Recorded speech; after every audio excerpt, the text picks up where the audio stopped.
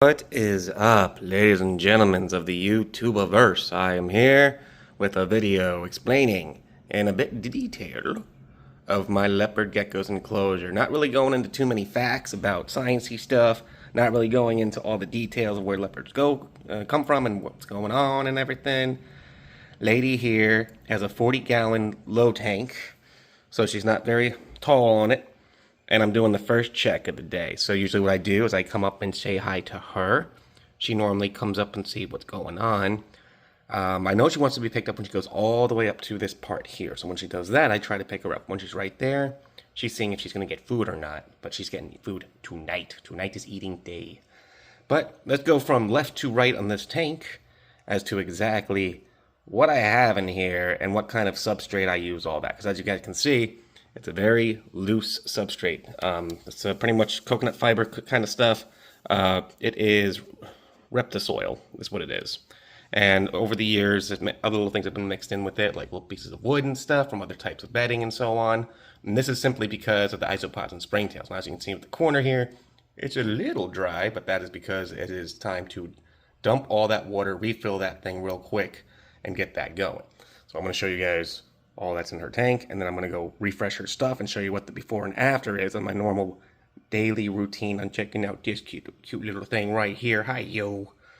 All right, starting from the left, I had someone question about what this dish was before. They were worried that there might be vegetable matter or something. This is calcium powder. It is specifically this stuff right here, repticalcium, without the D3. Now, the thing with D3 is a vitamin that is processed through reptiles that actually eat fruits and vegetables. If your leopard gecko is a leopard gecko, a funny way to say that, but leopard geckos, species of, I think cave geckos and stuff, you got skinks and everything, they are all pretty much insectivores. Larger skinks will even eat small small mice and rats. I guess they can eat rice. I don't know. I don't think they can actually. Don't give your lizard rice, just what they eat, please. So, and then this has to be changed out because, of course, she's always knocking a little bit of dirt in there. So that's something I'm about to change out in a second after I do this video. And then we got her older hide. This hide here is her warm hide. Under this hide is a heating pad right here. It's attached. I have it kind of in a way so I can feel the bottom of the heating pad and make sure it's still on, and it definitely is. It's not a very heavy watt heating pad. And then to offset that, I got a heat emitter right here that kind of falls up over this. What you don't want to do, you do not want to put your top heating source directly above your bottom heating source. That could accidentally add too much heat on your poor little gecko or lizard friend or whatever kind of reptile or amphibian you're caring for.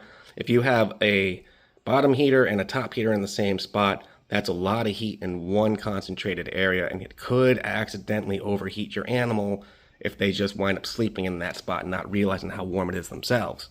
This is just a regular hide, nothing special. This is her favorite hide right here, this log hide. This is also where the heat comes from above, so this is where she'll rest when she wants to be warm. She'll go up under there. It's a thin piece of, just a little thin layer of dirt back there, so there's not much in there, so she can lay down in her stomach and feel the warmth of the heating pad. And then we have another hide. This is her humid hide. And this hide here, this is where I kind of will keep little bits of moss or something like that. I'm not going to lift it up right now. But this is also another part of a humid hide, because when I just pour all the water out, this big rock thing right here, humid hide. When I pour the water out into this dish, I like to always kind of overflow it and let the water run into the dirt and everything, because the isopods and the springtails, which are cleaning insects, very important for vivariums, they are definitely needing moisture way more than Lady is, who is now hiding in her enclosure there with her big old tail. And then from there, that's all the hides except for the little coconut hide thing up there. I don't know why I put that up there. I had extra coconut hide. I thought it looked cute behind all the plants and leaves and things, so I just kind of left it back there. It's like a little coconut hut in the forest looking deal.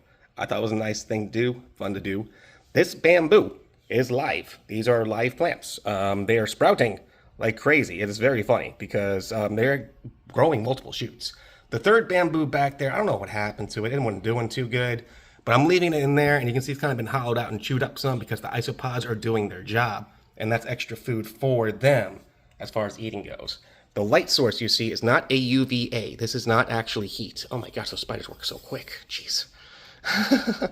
This is not a UVA, it's a UVB, and it's mostly for the plants and just help with ladies' light and day cycles, making her recognize them more as they should be, kind of making her, giving her more of that like, I'm outside kind of feel.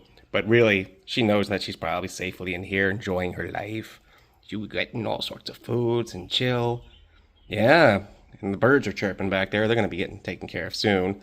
So I've shown you what her stuff is. This is pretty much like the walkthrough of her enclosure. Again, it's a 40-gallon low, so it's not very tall. And I do have this branch up here that is extra from another thing. I have that there because I'm trying to decide if I want to put that in here. And I'm probably not. It's probably going to go into Mocha's enclosure, which is my Cuban false chameleon.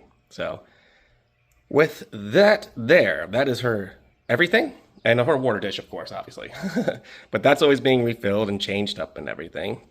So this is honestly my favorite kind of tank size for a leopard gecko, a 40-gallon low. They're not great climbers, so you don't need a lot of top space for them.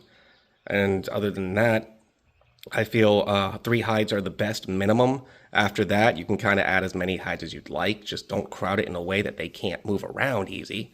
And then you guys are good to go as far as a basic setup that I think is okay. But everyone has their own way of doing things. As long as your animal is safe, happy, and well taken care of, there won't be any problems. As long as that's going on, you're doing it right. So just because your tank don't look the same. I will say the minimum size for an adult leopard gecko for a tank size that I am happy with, that I think is okay, is like a 20-25. And that's kind of pushing it. You know, I think my favorite sizes are between 30 to 40 gallons. And she is starting to come up a bit. Did you want to say hi? You coming up to that? Let's see. What you want to do? Hi?